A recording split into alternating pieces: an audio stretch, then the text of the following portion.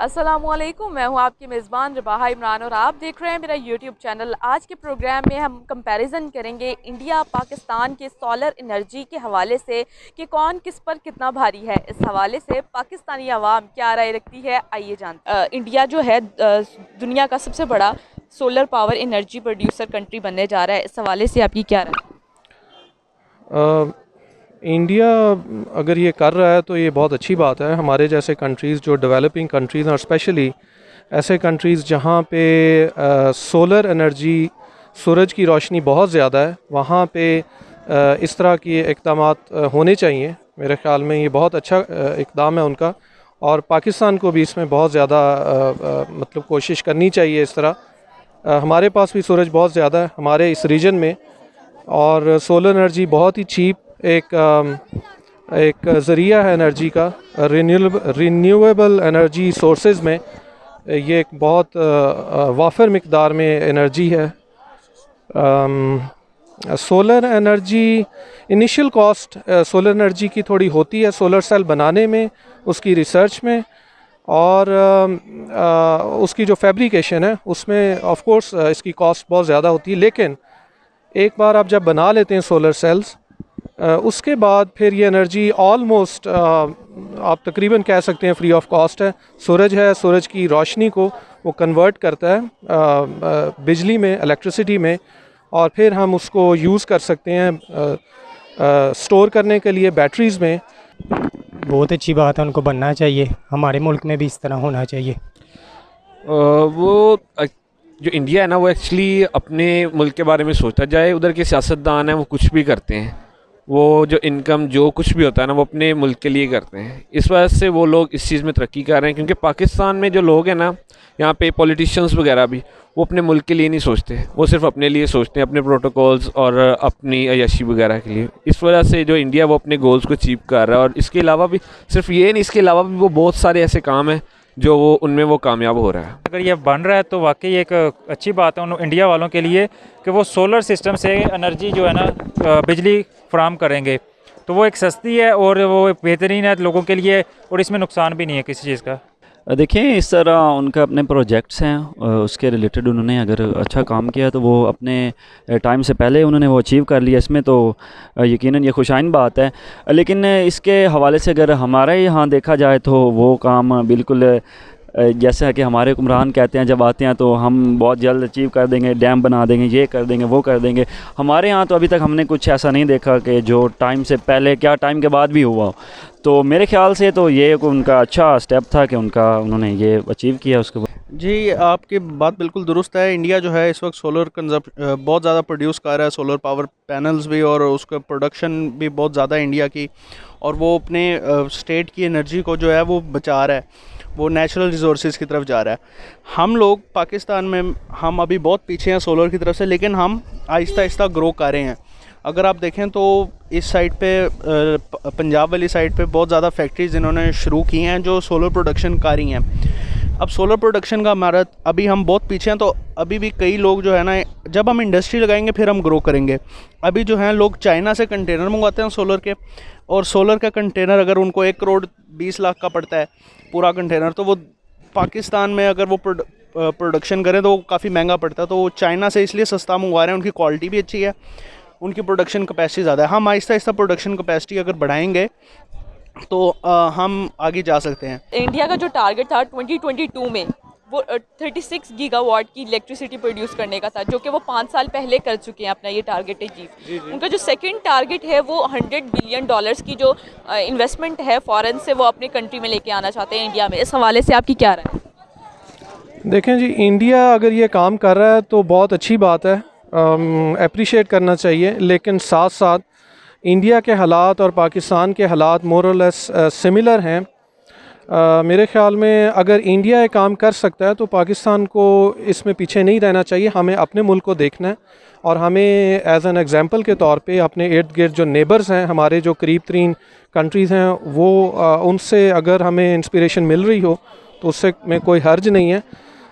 If India can do, why not Pakistan. और मैं अगर आपको बताऊं, पाकिस्तान सोलर सेल बनाने में बहुत आज से कोई 30-40 साल पहले मुझे याद है इस्लामाबाद में एक अदारा था सिलिकॉन के नाम से, और वो सोलर सेल बनाता था, लेकिन फॉर सम रीज़न्स हमें सोलर सेल हम बना सकते थे, फैब्रिकेट हमने किए, लेकिन हमें पाकिस्तान में वो सोलर सेल बेचने की इजाज़त नहीं मिली। आई डोंट नो उसकी रीज़न क्या थी। समवन टोल्ड के FBR और वो कस्टम्स और वो सारी चीज़ें पाकिस्तान उस वक्त दौर में दे वांटेड के बाहर से हम इंपोर्ट करें बजाय कि हम खुद अपना यहाँ पे बनाएं।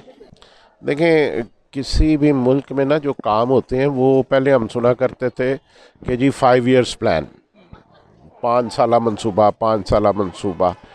तो वो अगर उन्होंने बिफोर टाइम ये सारा कुछ अचीव कर लिया इतने बुरे हालात के बावजूद, तो बहुत अच्छी बात है। आप एक टारगेट सेट करते हैं, जी मैंने 2025 में ये काम करना था, आप वो अगर 2020 में कर लेते हैं तो देखें there is nothing like that. ठीक है, आपने अब आप ये है कि आपने वो 5 साल अपने सेव कर लिए, अब वो सेव कर लिए तो भी अब अगले 5 साल क्या करना है? वो जो आपने 2030 का टारगेट था, अब वो टारगेट आप 2025 में अचीव करें, तो वो बड़ी अच्छी बात है, वो करने चाहिए। पहले तो वो टारगेट वाली जो बात है वो तो बिल्कुल वो कंप्लीट कर चुका है अपना, लेकिन जो 100 बिलियंस वाली बात है, आई थिंक मेरा ख्याल है कि वो ये भी कर सकता है, क्योंकि अगर वो 5 साल पहले अपना 2022 में टारगेट पूरा करने वाला अगर 5 साल पहले कर सकते हैं तो ये भी कर सकते हैं, क्योंकि वो चाहे जिस तरह से भी फैसिलिटेट नहीं करते, चाहे वो अपनी वहाँ पे जो लोग हैं उनको, लेकिन वो अपने आने वाले फ्यूचर के लिए हर वक्त तैयार रहते हैं। और इस वक्त भी अभी वो अगर इकॉनमी में या जिस तरह से भी इनको देखा जाए, वो पाकिस्तान से इस वक्त काफ़ी आगे हैं और काफ़ी ज़्यादा स्ट्रॉन्ग है। जी, उन्होंने जैसे कि पहले अपना जो टारगेट अचीव कर लिया, दूसरा टारगेट उनका कि $100 बिलियन जो है वो लेके जा रहा है इंडिया। तो उनके लिए जो ऐसे अवाम बैठी हुई है कि जो बेरोज़गार है, उन लोगों के लिए रोज़गार के वो जो नए रास्ते मुहैया करेगा। वो लोग, ऐसे लोग जो इस टाइम इंतज़ार में बैठे कि हमें कोई नौकरी मिल जाए, उन लोगों को नौकरियां मिल जाएंगी। यानी कि बेतहाशा इंडिया में ना जो किसान इस टाइम एहतजाज कर रहे हैं, उन लोगों के लिए भी कोई ना कोई रास्ता ना वो निकलेगा। इसी तरह जो इंडिया कर रहा है, अगर पाकिस्तान भी इस तरह के इकदाम करे तो पाकिस्तान भी इंडिया से आगे तरक्की कर सकता है। तीसरा सवाल मेरा ये है कि जो पाकिस्तान की टोटल पावर कंजम्पशन है ना, वो 36 गीगावाट की है टोटल, जो कि वो सोलर एनर्जी से प्रोड्यूस करते हैं। इस हवाले से आपकी क्या राय है? देखें, पाकिस्तान में ना एनर्जी क्राइसिस पे कभी काम ही नहीं हुआ। जो पहले 2-3-4 डैम्स बने हैं वो बन गए थे, उसके बाद हमने वाटर रिजर्व्स पे कोई तवज्जो ही नहीं दी। हम नाराज़ सोचते रहे वो ना नाराज़ हो जाए, वो ना नाराज़ हो जाए। और हमने जो हाइड्रल प्रोजेक्ट्स थे वो बड़े सस्ते पड़ते हैं, बिजली बहुत सस्ती पड़ती है, कहते हैं ₹1-2 यूनिट पड़ती है, आई डोंट नो एग्जैक्टली। तो वो हमने उस तरफ तो तवज्जो ही नहीं दी। हम लोग फिर अब आ गए अर्जेंट बेसिस पे। तो पिछले दौर में जब बहुत ज़्यादा क्राइसिस था लाइट का, मुझे अभी भी अच्छी तरह याद है, बिफोर 2013 18 घंटे की लोड शेडिंग होती थी, और हम लिटरली बिल्कुल ज़हनी तौर पे मफलूज हो गए थे कि लाइट 1 घंटे आ रही है, 2 घंटे जा रही थी, पागल ही हो गए थे। वो फिर आई थॉट कि थैंक टू नवाज शरीफ, उसने आके इस पर बहुत काम किया, और उसने कम अज़ कम अब जो हमें आजकल लोड शेडिंग नहीं हो रही, मोस्टली उस जगह पे हो रही है मेरा ख्याल जो बिल नहीं देते, और उनकी तो होनी भी चाहिए, उनकी तो बत्ती काट देनी चाहिए। तो वो ये है कि जो बिल देते हैं जिनके कलेक्शन रेट बहुत अच्छा, वहाँ लोड शेडिंग नहीं हो रही, वो इसमें नवाज शरीफ का शुक्रिया अदा करना चाहिए। देखें, सोलर एनर्जी रिन्यूएबल है, बहुत सारे फ़ायदे हैं, लेकिन इसकी लिमिटेशंस भी हैं। सोलर एनर्जी हमें डीसी करंट प्रोवाइड करती है, डीसी पावर देती है, डायरेक्ट करंट है। हमारी इस वक्त जितनी भी अप्लाइंसेस हैं वो अल्टरनेटिंग करंट पर चलती हैं। अल्टरनेटिंग करंट एसी और डीसी में बहुत फ़र्क है, इनके लिए डिफरेंट काइंड ऑफ अप्लाइंसेस चाहिए। अगर आपने एक एसी फ़ैन को डीसी से चलाना है तो you have to convert it first DC into AC और फिर वो चलेगा। तो देयर इज़ अ लिमिटेशन। ऐसा नहीं है कि हम सारी की सारी सोलर पे ऊपर शिफ्ट कर लें। सोलर में फिर एक और चीज़ आती है जो बैटरी की कॉस्ट होती है, जिसमें आप स्टोर करके रखते हैं, वो अच्छी खासी उसकी कॉस्ट होती है। जिस तरह हमारी बैटरी की जो कंजम्पशन है, बैटरी की जो मैन्युफैक्चरिंग है सस्ती होती जाएगी, सोलर एनर्जी ज़्यादा हमारे लिए फीज़ेबल होती जाएगी। तो आपका जो सवाल था कि पाकिस्तान इतने मेगावाट्स, थाउजेंड्स ऑफ मेगावाट्स उसकी कंजम्पशन है, तो उसमें मेरा जवाब यह है कि हम हर चीज़ को सोलर पे नहीं लेके जा सकते, लेकिन ये हमारी जो नेशनल पावर ग्रिड है उसमें ऑगुमेंट ज़रूर हम कर सकते हैं। पाकिस्तान में बस मैं इसका कुछ कह नहीं सकता, क्योंकि पाकिस्तान में टोटली जो सब कुछ है ना वो सारा कुछ करप्शन पे जा रहा है। तो इसलिए पाकिस्तान के ऊपर तो मैं कहता हूँ कोई अपनी जो राय है वो देना भी ठीक नहीं, क्योंकि वो बहुत ऑपोजिट चल जाती है। यहाँ पे होना वही है, जो करप्टेड जो लोग हैं उन्होंने जो चाहना है जो करना है वो। ये जो पाकिस्तान की बिजली का है निज़ाम, अभी तक की भी पाकिस्तान के पास बिजली इतनी नहीं आई है कि वो पूरे पाकिस्तान को मुहैया कर सके। अभी भी पाकिस्तान के ऐसे इलाके मौजूद है जहाँ पे बिजली नहीं गई। तो ये अभी तक ये जहाँ पे अभी भी बिजली मौजूद है उधर भी लोड शेडिंग होती है। तो अभी तक पाकिस्तान को चाहिए कि मज़ीद बिजली चाहिए, इसके लिए मज़ीद जो है ना काम करे, मज़ीद कोई ना कोई ऐसे नए रास्ते निकाले कि पाकिस्तान में मज़ीद जो है ना तरक्की के निज़ाम हो सके। देखें, अब ये तो जिस तरह के इन्होंने जितने प्रोजेक्ट्स लगाए हैं जितनी की उतनी ही आएगी ना, और अगर ये ज़्यादा लगाएंगे, बड़े लगाएंगे प्रोजेक्ट्स तो उनसे ज़्यादा आएगी। अब कहते यही हैं कि हम ये प्रोजेक्ट्स फ़लाँ जगह पे लगाएंगे, यहाँ पे लगाएंगे, लेकिन लगाता कोई भी नहीं है। आते हैं सब पैसे बटोर के चले जाते हैं। तो ये हुकूमतों में शुरू से ऐसे ही चलता आया है। और अब भी देखें, हम तो उस दिन के इंतज़ार से हैं कि जो हमें सब्ज़ बाग दिखाए गए हैं या हमें जो कुछ कहा गया कि हम आपके लिए करेंगे, चलें हर बंदे के लिए नहीं, कुछ तो हो कि गरीब आवाम के लिए कुछ हो जाए। सोलर से ठीक है, इस तरह बिजली आ जाए, लेकिन बाकी भी जो छोटे मोटे जो है ना प्रोजेक्ट्स, सबसे पहला इस वक्त आप देख सकती हैं कि पाकिस्तान में गुर्बत जो है वो बहुत ही ज़्यादा है। गुर्बत ज़्यादा, बेरोज़गारी ज़्यादा है, नौजवान बेरोज़गार फिर रहे हैं। तो मेरे ख्याल से हमारी हुकूमत को इन बड़े मेगा प्रोजेक्ट्स को छोड़ के अभी फ़िलहाल छोटे प्रोजेक्ट्स देखने होंगे, गरीबों को देखना होगा कि वो महंगाई को कंट्रोल करना होगा। मेरे ख्याल से ये जिस तरह होगा तो जो नीचे वाला तबका है वो इसी तरह ही ऊपर उठ सकता है, नहीं तो वैसे ही ऊपर उठ जाना है जैसे इमरान खान कह रहे हैं, तो वो वैसे उठ जाना है अगर ये सब ना हुआ था। पाकिस्तान का जो टारगेट है जो रिसेंटली अब उन्होंने रखा है 2048 तक उन्होंने 28 गीगावाट की इलेक्ट्रिसिटी प्रोड्यूस करनी है सोलर एनर्जी से। इस हवाले से आपकी क्या राय है कि जो टारगेट है छोटा नहीं आपको लगता? देखें, मुझे फिगर्स का तो इतना टू बी ऑनेस्ट मुझे आइडिया नहीं है, लेकिन मुझे इतना ज़रूर पता है कि solar energy, wind energy, renewable energy में पूरी दुनिया में ये दो ऐसे सोर्सेज़ हैं। आप यूरोप में चले जाएं, कहीं पे भी चले जाएं, ये दो ऐसे सोर्सेज़ हैं जो वो बहुत ज़्यादा जिसका फ़ायदा उठा रहे हैं। हमारे यहाँ विंड एनर्जी इतनी ज़्यादा यूज़ नहीं हो रही, क्योंकि लेकिन हमारे उस तरह से हवाएं वगैरह नहीं चलती। सोलर एनर्जी में पाकिस्तान और हमारा जो ख़ित्ता है वो बहुत ज़्यादा उसमें पोटेंशियल है।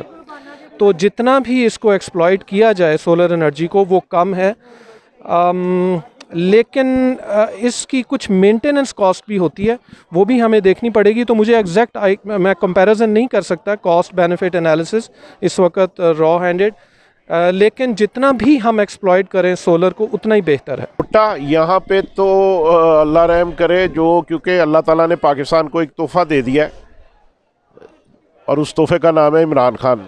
तो ये अब आपने 2048 की बात की है, ये तो जनाब इमरान खान के होते हुए ये 2148 में भी नहीं होना, ये भूल जाएं। जहाँ पे अल्लाह ताला ने जो एक फ़ॉरेन जो थी ना इस्टेब्लिशमेंट, उसको एक ऐसा तोहफ़ा मिल गया पाकिस्तान के लिए कि वो उन्होंने कहा ज़रूरत ही कोई नहीं है पाकिस्तान पे अटैक करने की या पाकिस्तान पे कुछ करने की।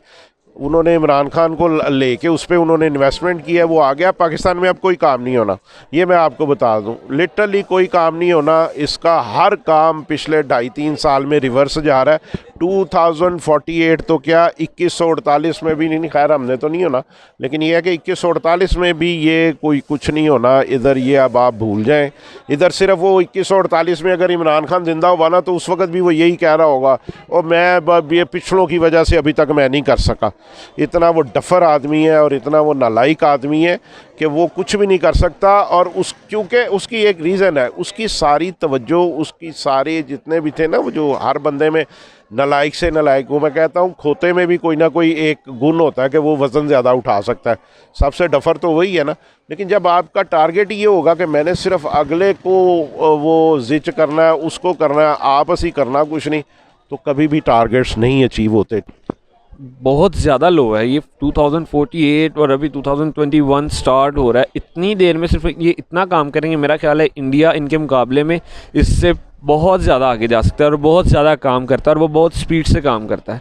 पाकिस्तान इस चीज़ के लिए बहुत ज़्यादा लो है और ये बहुत ज़्यादा कम टारगेट है। ये वाकई इंतहाई बहुत छोटा टारगेट है, क्योंकि जब नवाज शरीफ का दौर था तो वो 11,000 मेगावाट जो बिजली जो उन्होंने तैयार की थी, लेकिन अब ये जो कह रहे हैं कि 28 करेंगे, ये तो बहुत कम है। और इतने लंबे अरसे में इतनी कम बिजली देना, ये तो वाकई बहुत गलत बात है ये तो। जी तो नाजरीन, मैं उम्मीद करती हूँ मेरा आज का प्रोग्राम आपको बेहद पसंद आया होगा। इस तरह की मज़ीद वीडियोस देखने के लिए देखते रहिए मेरा यूट्यूब चैनल, और अगर आपको मेरी वीडियो पसंद आई है इसे ज़्यादा से ज़्यादा शेयर करें। Thank you so much.